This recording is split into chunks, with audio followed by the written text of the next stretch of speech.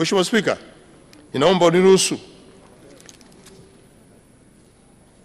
naomba uniruhusu kama ambavyo uliniruhusu siku ya tarehe 9 mwezi wa 4 2025 nilipokuwa nasoma hotuba ya bajeti, na ilikuwa ndio siku timu ya Simba ilikuwa inacheza mchezo wa robo finali, na nilitakia heri kwenye mchezo wao.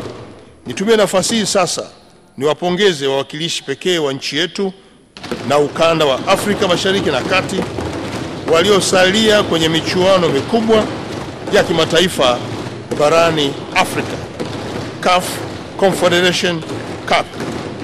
Timu ya Simba Sports Club kutoka mtaa wa Msimbazi jijini Dar es Salaam kwa kufuzu hatua ya nusu fainali kwa kuiondosha timu ngumu ya Al Masry kutoka nchini Misri.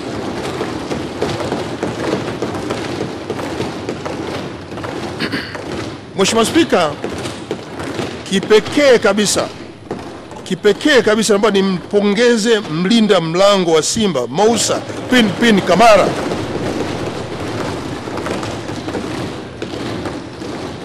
kwa kuokoa mikwaju miwili mizito ya penalty iliyoiwezesha Simba kushinda.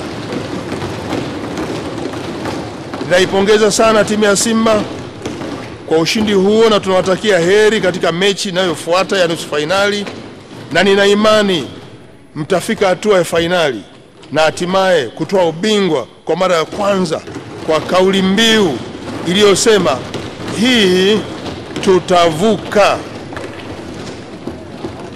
Na sasa kauli ya kuingia nayo kwenye mashindano ya nusu fainali inasema hatuishii hapa.